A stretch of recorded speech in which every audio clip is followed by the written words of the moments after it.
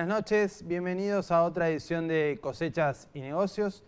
El domingo pasado se celebraron elecciones internas primarias en la ciudad de Buenos Aires y viene dándose una cadena de elecciones primarias en distintos distritos.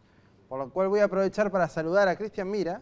Buenas noches, Martín, Cristian. ¿cómo estás vos? ¿Todo bien? Bien, muy bien, muy bien. Cristian, lo que estamos viendo, los resultados de las primarias, que son primarias, no son elecciones definitivas. Lo hemos visto en Santa Fe, en Mendoza, en Salta, en 3 provincias donde el agro tiene cierto peso. Sí. ¿Te parece que lo que se está viendo en las primarias después se confirmará en la elección general? Los lugares que te nombro, a priori pareciera que en Santa Fe el Frente para la Victoria sacó poco más del 20%, el socialismo y el PRO el otro 70, 75%. En Mendoza, bueno, un frente donde convergen el radicalismo y el masismo estuvo casi cerca del 50%, dentro del Frente para la Victoria hay disidencias. Sí. En Salta sí ganó el Frente para la Victoria, pero mucha gente de campo, a Urtubey no lo ve tan kirchnerista. ¿Cómo lo ves vos? ¿Te parece que va a haber una correlación entre lo que se está votando en primarias y después lo que va a votar el campo en la general? Sí, creo que sí. De todas maneras, me parece que esta vez hablar de voto de campo siempre es relativo, porque la influencia de los productores agropecuarios concretos sobre el padrón es mínima. O sea, no es un porcentaje importante. Sí, es más importante si lo tomamos como cadena, ¿no? Como comunidad rural, pero no siempre, hasta inclusive los que trabajan en la cadena productiva, votan igual que los productores. Esto no siempre ha pasado. Hubo elecciones que sí, como el 2009, sobre todo en ese momento se venía del conflicto por la 125. En el 2011 me parece que ahí hubo una división.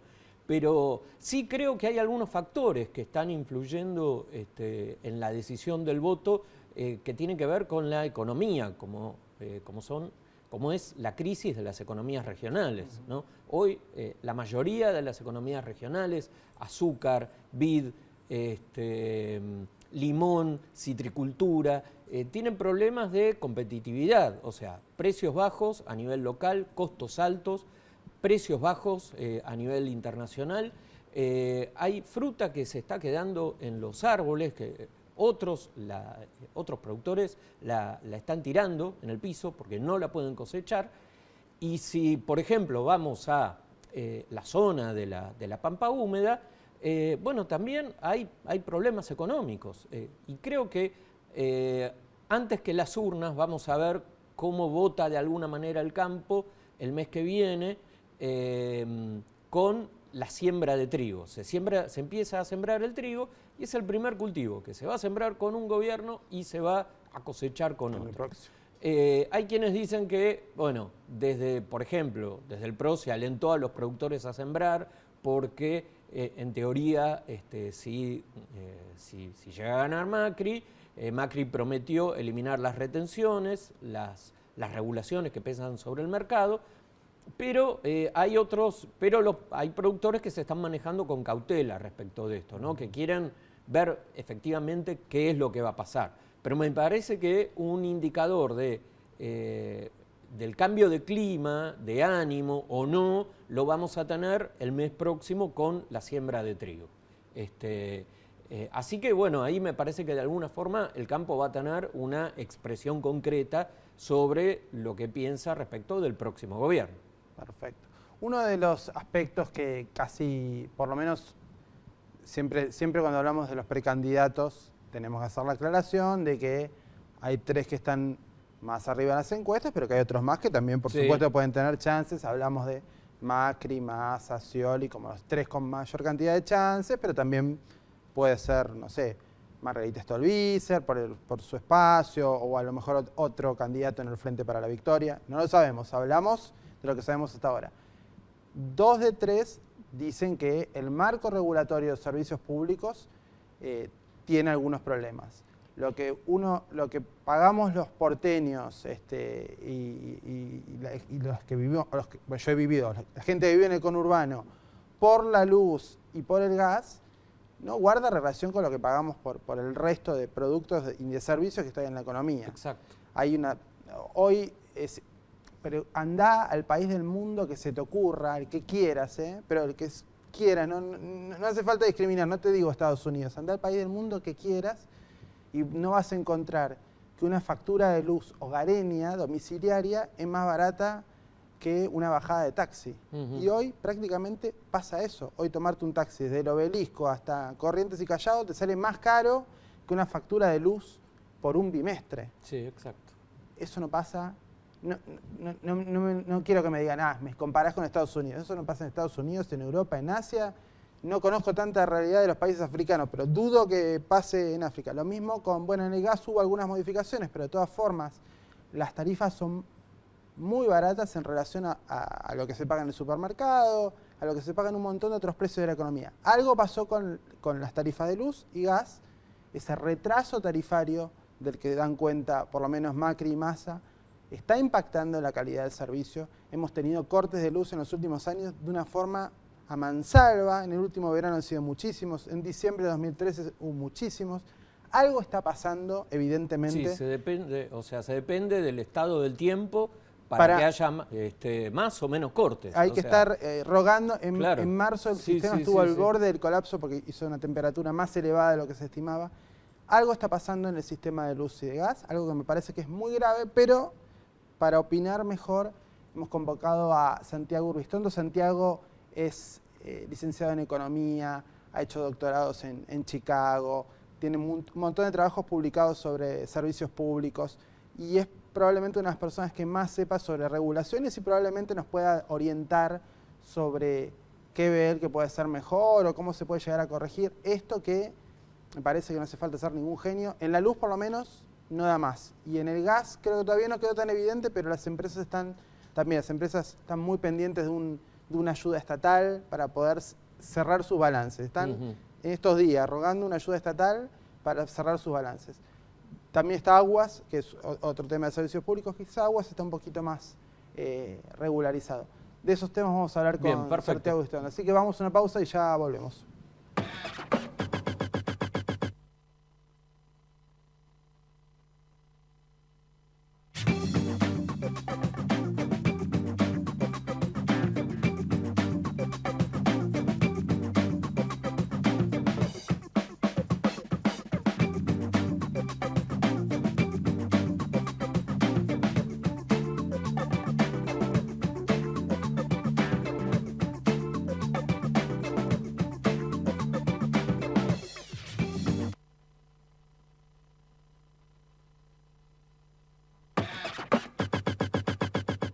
Seguimos en Cosechas y Negocios. Estamos con Santiago Urbistondo. Santiago, buenas noches. ¿Cómo estás? Buenas noches, Santiago.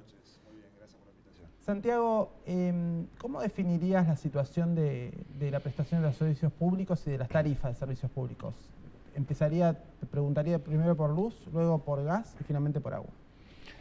Bueno, en los últimos 20 años hay varias etapas que hemos transitado sobre reformas en estos sectores en un contexto, digamos, de un cambio macroeconómico también marcado. De la experiencia de los 90, digamos, de privatización de empresas con dificultades de gestión, de empresas públicas con dificultades de gestión, los resultados han sido muy discutidos, algunos los ven más positivos y otros menos, pero en un alineamiento de tarifas que reflejaban costos que tenían perspectivas de mejoras en el tiempo, pero básicamente en gas y electricidad con una práctica de primera calidad a nivel mundial en términos regulatorios. La crisis del 2001 rompió todo eso, 2001-2002, y lo que vino después fue primero por la crisis y después por un aprovechamiento y un cambio ya decidido de paradigma regulatorio tendiente a que poner como prioridad o como parámetro que los precios no aumentaran, que las tarifas debían mantenerse relativamente bajas porque su actualización llevaría a alimentar un proceso inflacionario y Y dado que la contracción que hubo, digamos, a fines del 2001, 2002 en la demanda y las inversiones previas que hubieron, durante 3, 4 años eso no generó ningún tipo de problema en términos de calidad y cobertura de los servicios, porque esa infraestructura pudo ser utilizada sin ser ampliada. El tema es que el crecimiento de la economía, recuperación y crecimiento posterior generó, con precios artificialmente bajos, no solo una sobreexpansión de la demanda, es decir, hacer usos, digamos, más allá de lo que el costo real haría eficiente, sino que también una contracción de la oferta, en particular de la oferta doméstica, lo cual generó necesidad de importar ya sea gas, o combustibles, digamos, para generación eléctrica y para el abastecimiento del mercado de gas, además de suprimir exportaciones, etcétera, que si bien no se han reflejado plenamente y se han reflejado mínimamente en las tarifas, sí han generado un proceso de crecimiento muy acelerado de subsidios. Subsidios, en definitiva, para pagar gas y electricidad que se produce a un costo mayor que lo que pagamos nosotros directamente como usuarios. Y en ese círculo de retrasar tarifas y compensar mayores costos vía subsidios, se ha generado un Frankenstein que es difícil de desarticular, porque la magnitud de esos subsidios hoy representan el 6% del Producto Bruto. Es prácticamente la totalidad del déficit fiscal. En varios servicios representan el 70-80% del costo total del servicio. Es decir, lo que nosotros como usuarios vemos y pagamos en promedio, porque hay mucha diversidad entre usuarios de alto y bajo consumo residencial o si tiene otras características.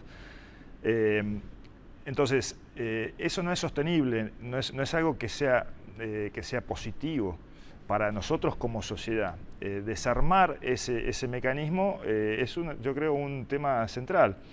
Para lo cual primero hay que comprenderlo, porque no es una cuestión de desarmar esto es la forma en la que vamos a evitar que el costo de estos servicios, ya sea que lo paguemos directamente con tarifa o con subsidio, siga creciendo de manera que lo viene haciendo. Claro, pero me parece que cuando se paga con subsidio, la gente cree que no se está pagando. Bueno, por eso la comprensión del fenómeno es muy importante, porque claramente lo que uno ve es la tarifa que recibe y lo que parece que viene de algún otro proceso desconocido es que los precios del resto de la economía suben. Y en realidad los precios suben producto también de ese déficit. La emisión monetaria viene a cubrir déficit fiscal, que en buena medida está originado en estos subsidios, de manera que la inflación, el proceso inflacionario también deriva de esta situación. Y claro, va a ser traumático porque el cambio de una situación digamos, establecida hacia otra, en ese trayecto hay gente que va a sufrir más y otra que va a sufrir menos ese cambio. Y lo van a ver, la parte negativa del cambio. Y la parte positiva será por algún otro motivo desconocido. Entonces, Y Santiago, hubo una diferencia, digamos, hubo una política del gobierno de subsidiar a la capital federal y al Gran Buenos Aires. El interior, o sea, las provincias, el resto del país, no tiene esos subsidios, ¿no? Más o menos. Eso en transporte y en aguas es así.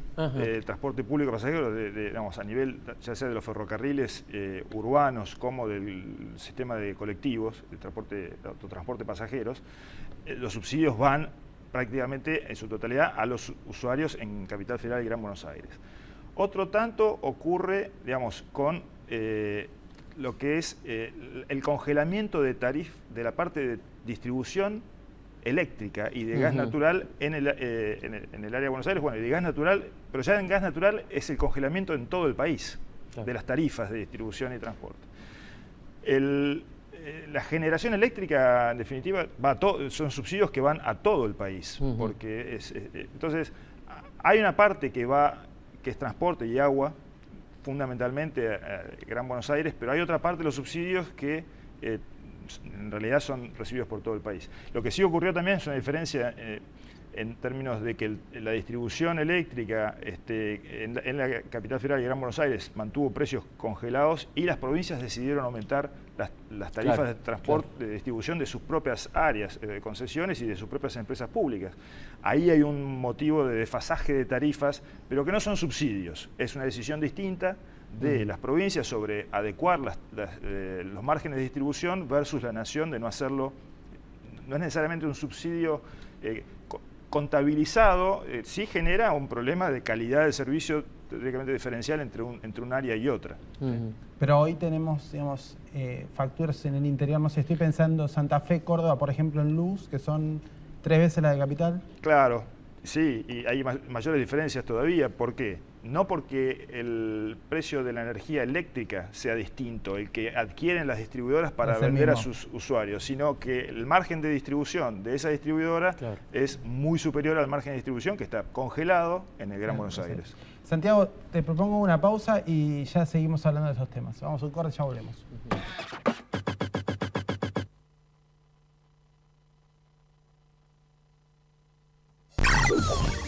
Descubrí los mejores productos y lo último en tecnología. Descubrí un calefactor Coventry en 12 cuotas sin interés de 154 pesos con 8.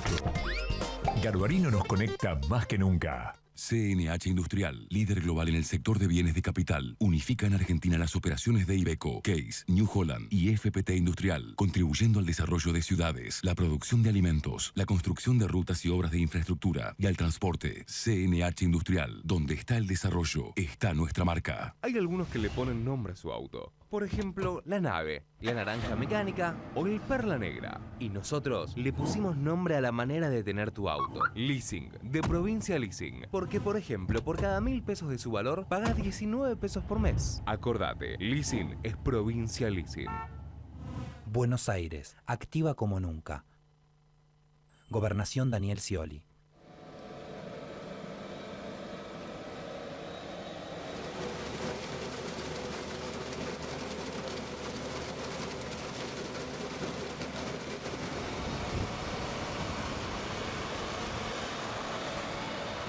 Class, liderando el mercado de la cosecha. Acero es desarrollo. Acero es Ternium. Ayudamos a producir más alimentos con menos recursos para un mundo en crecimiento. Descubrí quiénes somos realmente. Ingresá a Descubrí Monsanto y sé parte de la conversación.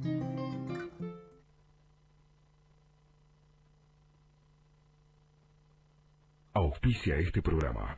LAN. El encanto de volar. El ketchup, la mostaza y la salsa Golf Natura son ricos y sabrosos. Son ideales para ponerle onda a tus comidas. Son bien de familia. Calidad Natura. Bien de familia. Al cumplir 18 años, miles de jóvenes sin familia pueden quedarse en la calle. Sumate a Doncel y ayudarlos a tener un futuro, porque crecer no tiene que ser una amenaza. Descubrí los mejores productos y lo último en tecnología. Descubrí un calefactor Coventry en 12 cuotas sin interés de 154 pesos con 8. Garbarino nos conecta más que nunca.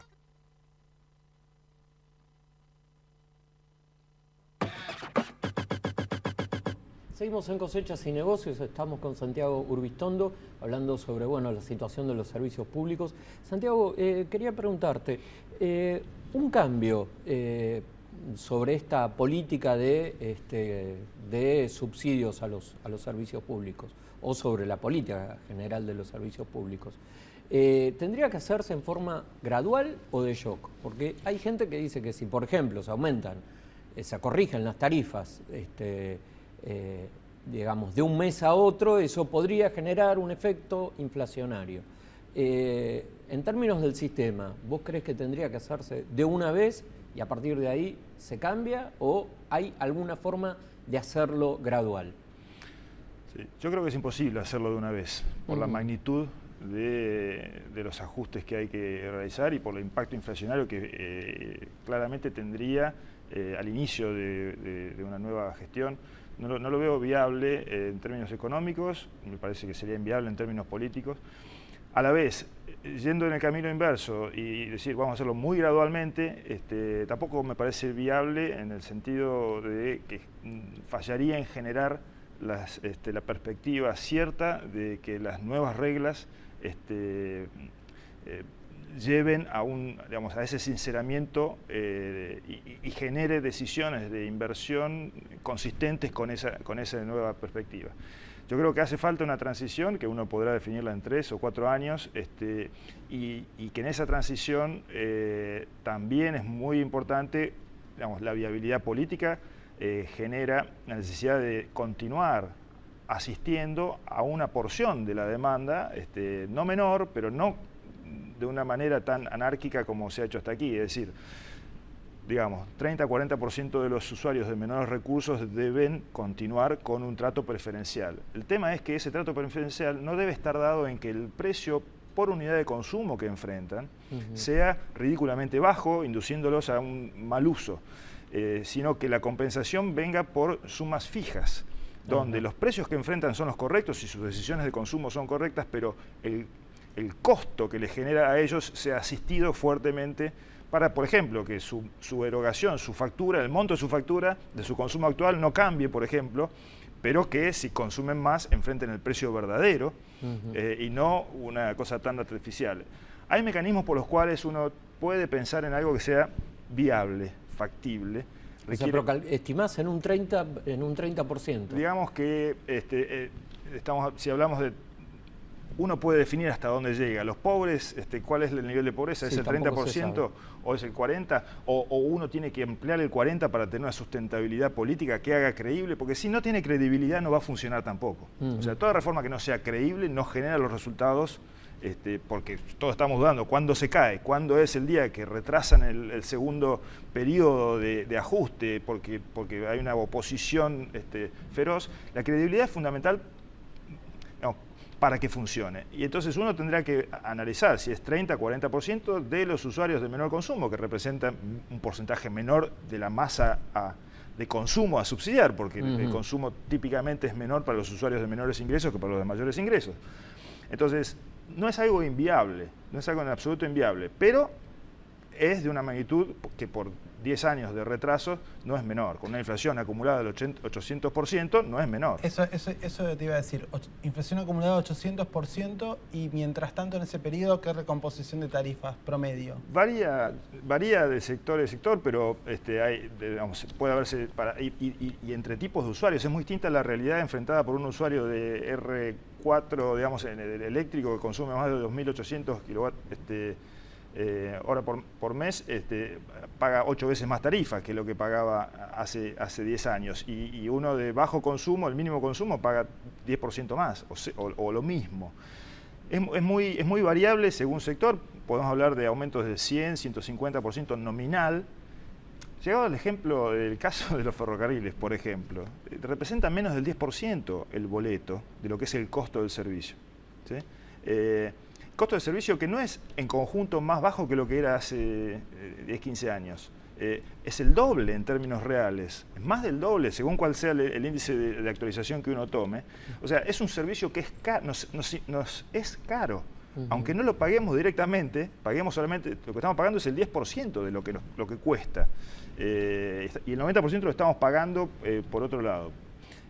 O sea que ha habido aumentos nominales que son variados, podemos decirlo entre 50 y 200% o promedio 150%, pero que frente a una inflación de 800% termina siendo tarifas que todavía tienen que triplicarse para llegar a representar costos, ¿no es cierto? Ahora, mientras tanto, digamos, las empresas se ven forzadas a tener que mantener el servicio sin los ingresos para eso. Bueno, el caso del sector eléctrico lo hemos visto, digamos, el ENRE ha dejado de publicar los indicadores de cortes de los últimos 2 años. Uno tiene que ir a buscarlos de las empresas individualmente para continuar una serie que lo que se llega es que el nivel de cortes de servicio de los últimos 2 años, hasta el año pasado, que había información, es de los principios de los 90. O sea, toda la mejora que hubo en los 90, de mejora de calidad del servicio, en los últimos 5 años se ha esfumado. ¿Por qué? Porque no hay disponibilidad ni voluntad de endeudarse para hacer inversiones que no van a poder ser repagadas con tarifas que no representan en lo más mínimo los costos. O sea, no hay viabilidad de atender la demanda por más planes de inversión específica que el Ministerio de Planificación quiera poner, de acompañar una demanda si las tarifas no proveen la cobertura para recuperar esas inversiones a futuro. De todas las bombas de tiempo que va a dejar este legado para el próximo, ¿es el de servicios públicos o el atraso de servicios públicos una de las herencias más pesadas o más complicadas? Yo no diría que sea la más complicada, pero es una de las más complicadas. Obviamente hay una cuestión cambiaria también que se ha acumulado más recientemente, digamos, no para volver al 2001, sino para volver al 2008. El tipo de cambio real en la Argentina sufrió un atraso muy fuerte respecto, no solo en dólares, sino respecto de Brasil en particular. Eso es un problema de competitividad de la economía que también es un desafío. Técnicamente menos complejo, políticamente complejo, pero técnicamente menos complejo. Esto es técnicamente realmente, digamos, controversial. Las dos cosas en conjunto duplican la dificultad. Porque buena parte, digamos, de los costos de los servicios públicos, de todo lo que es gas y electricidad, son costos en dólares. Y si uno tiene que resolver un problema cambiario en el medio, es decir, que magnifica la distancia que tenemos respecto de esos costos verdaderos en servicios públicos. O sea que el conjunto de las dos cosas potencia la dificultad. Santiago, muchísimas gracias por lo que nos has dicho. Gracias, Santiago. Hemos tenido un panorama muy claro. Una disculpa, el máster de Santiago en Illinois, no en Chicago, me confundí. El doctorado. Muchas gracias por tu palabra. Cristian, nos vemos el miércoles que viene. El próximo miércoles.